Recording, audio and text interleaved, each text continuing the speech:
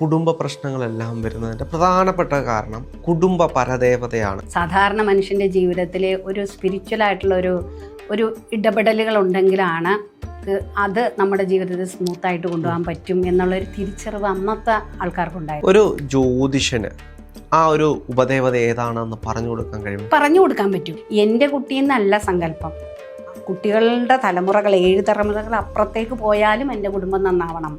ഒരിക്കലും പരദേവത അല്ലെങ്കിൽ നമ്മുടെ കുടുംബദേവത നമ്മളെ ശപിച്ചു എന്ന് പറയില്ല. നമ്മളെ വേണ്ടി നമുക്ക് വേണ്ടി വെയിറ്റ് ചെയ്തിരിക്കുന്ന കുറേ ആൾക്കാർ അവിടെ ഉണ്ട്. അപ്പം അവരുടെ ആ ഒരു ഊർജം നമ്മളിൽ നിന്ന് കണക്ഷൻ വിട്ടുപോയി. അപ്പോഴാണ് ഈ പരദേവതകളെയും ഇവരെയൊക്കെ നമ്മൾ എന്താണ് ചെയ്തത്, മറ്റവർ ചിലപ്പോൾ അത് ഒഴുക്കി കളഞ്ഞിട്ടുണ്ടാകാം. അല്ലെങ്കിൽ സർപ്പങ്ങൾ, പണ്ട് സർപ്പങ്ങൾ, കേരളത്തിൽ സർപ്പങ്ങളെ ഇരുത്തിയത് തന്നെ എന്തുദ്ദേശിച്ചിട്ടാണ്? ധനധാന്യ സമൃദ്ധിയും സന്താനങ്ങൾക്ക് ഐശ്വര്യവും കൊടുക്കാൻ വേണ്ടിയിട്ടാണ്. ഈ പലപ്പോഴും ഞാൻ കേട്ടിട്ടുണ്ട് കുടുംബ പ്രശ്നങ്ങളെല്ലാം വരുന്നതിൻ്റെ പ്രധാനപ്പെട്ട കാരണം കുടുംബ പരദേവതയാണ്, അല്ലെങ്കിൽ അതിനെ നമ്മൾ ഉപാസിക്കാത്തതോ അതിനെ നമ്മൾ തിരിഞ്ഞു നോക്കാത്തതിൻ്റെ പ്രശ്നങ്ങളാണ് അങ്ങനെ വരുന്നത് ഞാൻ കേട്ടിട്ടുണ്ട്. ഇത് യഥാർത്ഥത്തിൽ സത്യമാണോ? തീർച്ചയായിട്ടും.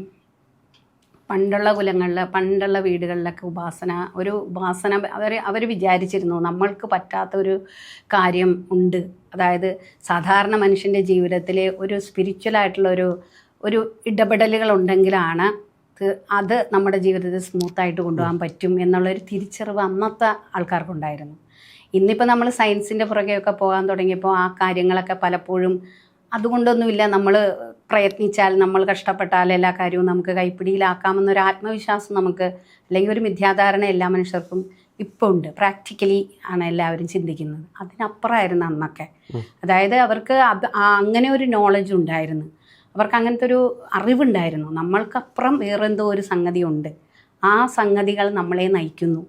അപ്പം നമുക്ക് അസാധ്യമായ പലതും ആ മൂർത്തിയെ കൊണ്ട്, അല്ലെങ്കിൽ ആ ഒരു എനർജിയെ കൊണ്ട് സാധിക്കുമെന്ന് കരുതി തന്നെ അവർ ഓരോ വീടുകളിലും, അവരുടെ മച്ചകത്താണെങ്കിലും അല്ലെങ്കിൽ അവരുടെ വീട്ടിൽ തന്നെ അവരുടെ വീട്ടിലുണ്ടാകുന്ന എല്ലാ ആ തിന്മകളും നന്മകളും എല്ലാം സഹിക്കാവുന്ന രീതിയിൽ അവർ ദേവതയെ അതുപോലെ പറഞ്ഞ് അവരുടെ ശ്വാസവും അവരുടെ ഊർജവും എല്ലാം കൊടുത്തുണർത്തി അവർ കഴിക്കുന്നതോ അല്ലെങ്കിൽ ആ രീതിയിലേക്ക് ഉള്ള ഒരു ജീവിതക്രമത്തിൽ താളത്തിലേക്ക് കൊണ്ടുവന്നിരുത്തുകയാണ് അവർ.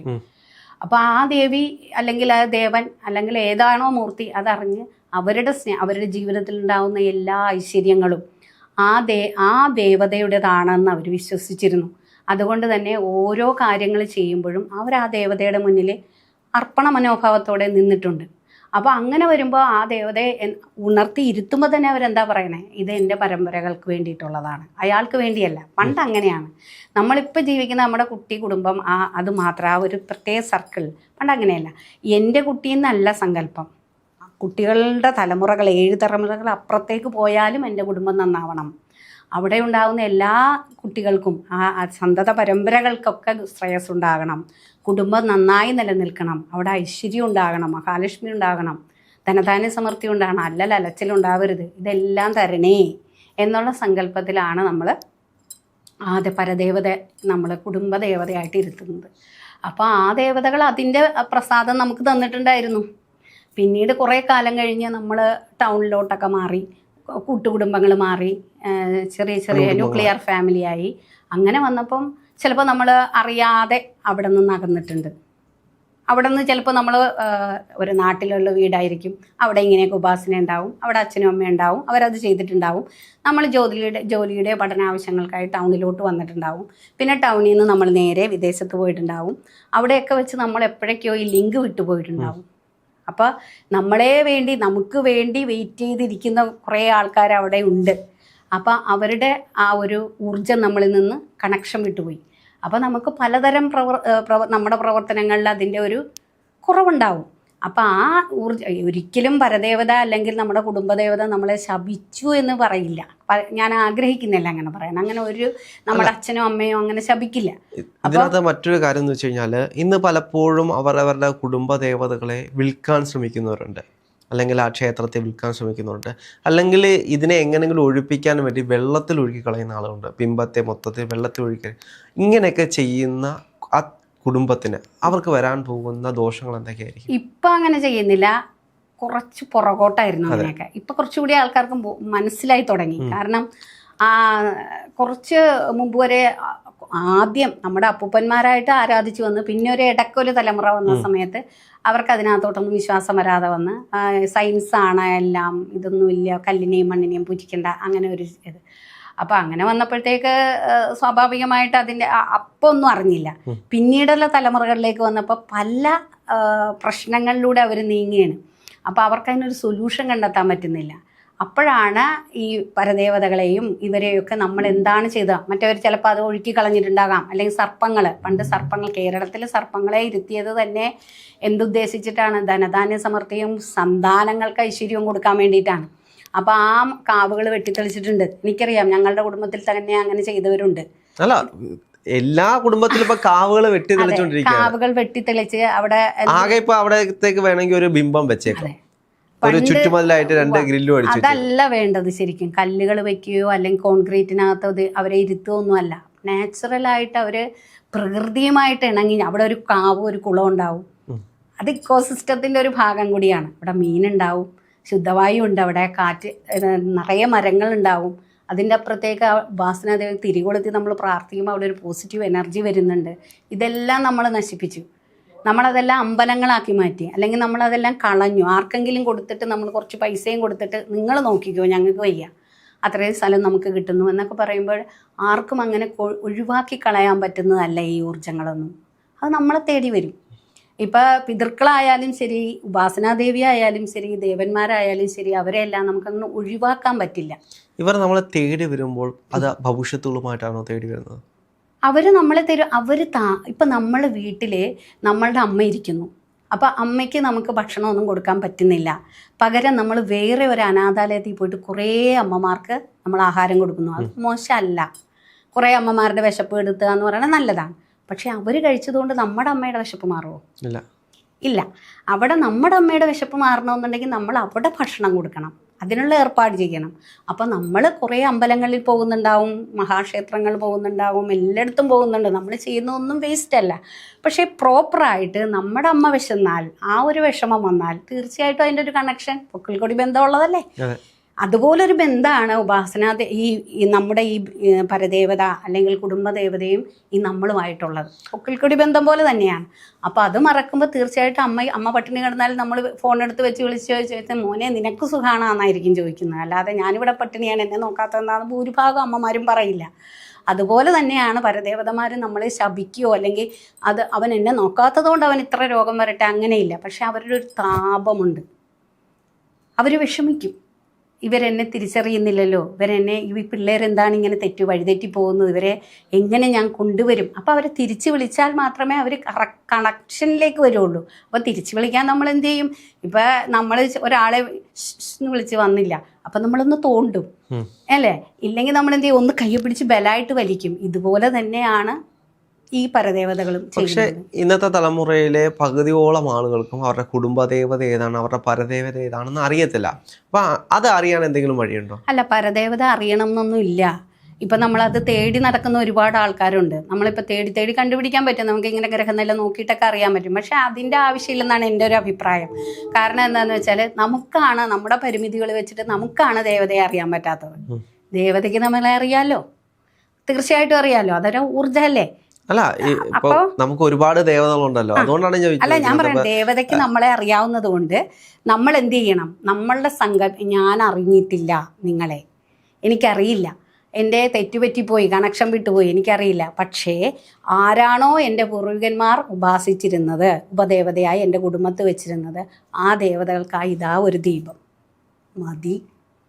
ആ ദീപം കറക്റ്റായിട്ട് നമ്മളുടെ വീട്ടിൽ നമ്മുടെ ദേവതയ്ക്ക്, ദുബായിലായാലും അമേരിക്കയിലായാലും എവിടെയായാലും നമ്മളെ ഉപാസിച്ചിട്ടുള്ള, ഇപ്പം ഇത് പറയില്ലേ, കുറേ പശുക്കളുണ്ടായിട്ട് പശുക്കുട്ടി ഓടി അതിൻ്റെ കറക്റ്റ് അമ്മയുടെ അടുത്തായിരിക്കും ചെല്ലണം. അതേപോലെ നമുക്കറിയില്ല ഉപാസനാദേവിയെ. നമുക്ക് അമേരിക്കയിലോ തിരക്ക് പിടിച്ച ജീവിതത്തിൽ ഇവരെ കണ്ടുപിടിച്ച് അലയാനും സമയമില്ല എങ്കിൽ തീർച്ചയായിട്ടും അതിന് അലയണം എന്നൊന്നുമില്ല. നമ്മൾ സങ്കല്പിക്കുക. അവരാരാണ് നമുക്കറിയില്ല, പ്രത്യക്ഷമായിട്ട് അറിയില്ല. അപ്പോൾ നമ്മൾ അവരെ സങ്കല്പിക്കുക, മനസ്സിൽ സങ്കല്പിച്ചിട്ട് എനിക്കറിയാതെ പോയെങ്കിലും ആ സങ്കല്പത്തിൽ ഞാനിതാ വിളക്ക് വയ്ക്കുന്നു. ആരായാലും അത് ഏത് രൂപത്തിലായാലും എൻ്റെ കുടുംബ പരദേവതയാണ്. ആ പരദേവതയ്ക്കായി ഒരു വിളക്ക്, എല്ലാ ഐശ്വര്യങ്ങളും എനിക്ക് തരണം, മതി. ഒരു ജ്യോതിഷന് ആ ഒരു ഉപദേവത ഏതാണെന്ന് പറഞ്ഞു കൊടുക്കാൻ കഴിയും? പറഞ്ഞു കൊടുക്കാൻ പറ്റും നമുക്ക് ഉപദേവത. കാരണം ഒരുപാട് ദേവതകളുണ്ട്, ശിവനുണ്ട്, വിഷ്ണു. അത് ആ സങ്കല്പം നമ്മൾ ആഗ്രഹങ്ങൾ നമ്മുടെ 2ാം ഭാവം കൊണ്ടോ ഒക്കെ 5ാം ഭാവം കൊണ്ടോ ഒക്കെ നമുക്ക് പൂർവ്വം ആരാധിച്ചിട്ടുണ്ടോ, നമ്മൾ പൂർവ്വകാലത്ത് ആരാധിച്ചിരുന്നവരാണോ, നമ്മുടെ കുടുംബവുമായിട്ട് അതിന് കണക്ഷൻ ഉണ്ടോ, നമ്മുടെ സോളിന് കണക്ഷൻ ഉണ്ടോ എന്നൊക്കെ നമുക്ക് ഗ്രഹനില നോക്കി മനസ്സിലാക്കാൻ പറ്റും. അതിലുപരി അതിനും വേണം സമയം കളയണമെന്നില്ല എന്നാണ് ഞാൻ പറയുന്നത്. കാരണം നമ്മൾ ഇപ്പോൾ അതിനൊക്കെ പോകണമെന്നുണ്ടെങ്കിൽ ഒരു ഇപ്പോൾ നമ്മളിതൊന്നും മനസ്സിലാക്കാതെ നമ്മൾ വിദേശത്തൊക്കെ പോകുന്ന അവിടുത്തെ ബിസി ലൈഫാണ്. ഇതൊന്നും കണ്ടുപിടിക്കാൻ നാട്ടിൽ വരാനോ ഒന്നിനും കണക്ഷൻസ് ഇല്ലാതെ ഇപ്പോൾ പണ്ടുള്ള ആളുകൾ മരിച്ചു പോയിട്ടുണ്ടാകാം, ചിലപ്പോൾ നമ്മൾ അറിയാതെ പോയിട്ടുണ്ടാകും, അങ്ങനെയൊക്കെ. അല്ലെങ്കിൽ ഒരു ജോത്സ്യനെ കാണാൻ നമുക്ക് താല്പര്യമില്ലെന്ന് തന്നെ വിചാരിക്കുക. അത് ശരിയാണോ എന്നറിയാത്തതുകൊണ്ട് ഒന്നും വേണ്ട, ചുമ്മാ നമ്മുടെ പൂർവികർ അവരുടെ ആത്മാവും അവരുടെ ജീവനും കൊടുത്തു വളർത്തിയ ആ ദേവതകളെ നമ്മൾ സങ്കല്പത്തിലേക്ക് കൊണ്ടുവരിക. നമ്മുടെ മനസ്സിലാണ് എല്ലാം. ഇപ്പം ഗുരുവായൂരപ്പനെ നമ്മുടെ മനസ്സിൽ കൊണ്ടുവരാൻ പറ്റും നമുക്ക്. ആ ഗുരുവായൂർ തന്നെ പോകണമെന്നൊന്നുമില്ല. നന്നായി നമ്മൾ എൻ്റെ കൃഷ്ണ എൻ്റെ ഗുരുവായൂരപ്പ എന്ന് പറഞ്ഞാൽ അവിടെ വരും. അതേപോലെ തന്നെ ഉപാസനാമൂർത്തികൾ ഇത് കുടുംബപര ദേവതകൾ ആരാണെന്ന് അറിഞ്ഞില്ലെങ്കിലും ആരെയാണോ എൻ്റെ പൂർവികന്മാർ ആരാധിച്ചിരുന്നത്, ആരാണോ എനിക്കറിയില്ല, എൻ്റെ അപരാധമാണത്. ഇത് പുറത്ത് എന്നിൽ പ്രസാദിക്കണം. അതിനുവേണ്ടി ഞാനിതാ ഒരു വിളക്ക്, അല്ലെങ്കിൽ എന്തിന് നമ്മൾ ഇറങ്ങുമ്പോഴും ആ ഉപാസന നമ്മൾ ആ കുടുംബപര ദേവത ആരാണെന്ന് അറിഞ്ഞില്ലെങ്കിലും നമിക്കുക. അതിൽ വരുന്നൊരു സംശയം എന്ന് വെച്ച് കഴിഞ്ഞാൽ, ഇപ്പം അച്ഛൻ്റെ തലമുറയിൽ ഒരു ദേവതയായിരിക്കും ഉപാസിച്ചിട്ടുള്ളത്, അമ്മയുടെ തലമുറയിൽ മറ്റൊരു ദേവതയായിരിക്കും ഉപാസിച്ചിട്ടുള്ളത്. അപ്പോൾ ഈ അവർക്കുണ്ടാവുന്ന മക്കൾക്ക് ഏതായിരിക്കും ഉപാസന? അതിലൊരു വലിയ സംശയം തന്നെയുണ്ട്.